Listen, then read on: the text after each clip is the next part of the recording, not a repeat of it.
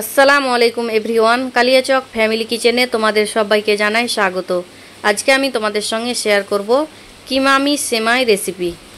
প্রথমে আমি 500 গ্রাম গরুর দুধে 2 থেকে 3 ফোঁটা লেবুর রস দিয়ে দিলাম আর হাফ ইঞ্চের মতো ফুড কালার দিয়ে দিলাম। তো এখন আমি খুব ভালো মতো মিশিয়ে নিচ্ছি। ভালো মতো মেশানো হয়ে গেলে 10 মিনিটের মতো জাল করে নেব।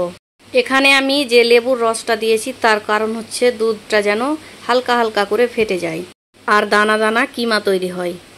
তো দুধগুলো জাল করতে বসিয়ে আমি একটা কড়াইয়ে পরিমাণ মতো সয়াবিন তেল দিয়ে দিলাম আর দিয়ে দিলাম কিছু কিশমিশ। কিশমিশগুলো দিয়ে আমি ভালো মতো ভেজে নিচ্ছি প্রায় 2 থেকে 3 মিনিটের মতো।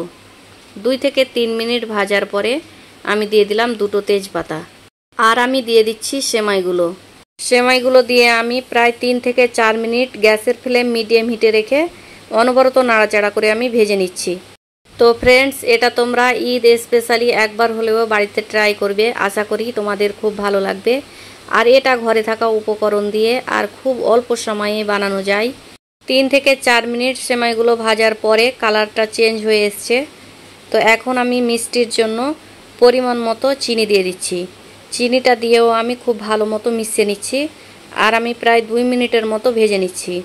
আর হ্যাঁ, এটা আমি বাজারে যে কিনতে পাওয়া যায় খোলা সেমাই সেটাই নিয়েছি। তোমরা চাইলে যে কোনো সেমাই দিয়ে বানাতে পারো। আর হ্যাঁ, সেমাইগুলো কিন্তু অনবরত নাড়াচাড়া করে ভেজে নিতে হবে, না হলে কড়াইয়ের নিচে লেগে যাবে আর পুড়েও যাবে। এদিকে আমি যে দুধগুলো জাল করতে বসিয়েছিলাম, তো জাল করা এখন হয়ে গেছে। এখন গ্যাসের ফ্লেম বন্ধ করে আমি সাইডে নামিয়ে রেখে দিচ্ছি। আর এদিকে সেমাইগুলোও খুব সুন্দরভাবে লাল করে ভাজা হয়ে গেছে। তো এখন আমি জাল করে রাখা দুধগুলো উপর থেকে দিয়ে দিলাম। দুধগুলো দেওয়ার পরে খুব ভালো মতো বরাবরভাবে নাড়াচাড়া করে নিতে হবে আর গ্যাসের ফ্লেম মিডিয়াম হিটে রেখে প্রায় 5 মিনিটের মতো ফুটিয়ে নিতে হবে। এই পর্যায়ে কিন্তু গ্যাসের ফ্লেম হাই করা যাবে না, মিডিয়াম হিটে রেখেই অনবরত নাড়াচাড়া করে ফুটিয়ে নিতে হবে। 5 মিনিট ফোটানোর পরে দেখো কত সুন্দর ঘন হয়ে এসছে। তো এখন আমি উপর থেকে হাফ চামচ ঘি দিয়ে দিলাম। ঘিটা দিয়ে খুব ভালো মতো মিশিয়ে নিতে হবে। ভালো মতো মেশানোর পরে প্রায় 2 মিনিট অনবরত নাড়াচাড়া করে আবারও ফুটিয়ে নেব।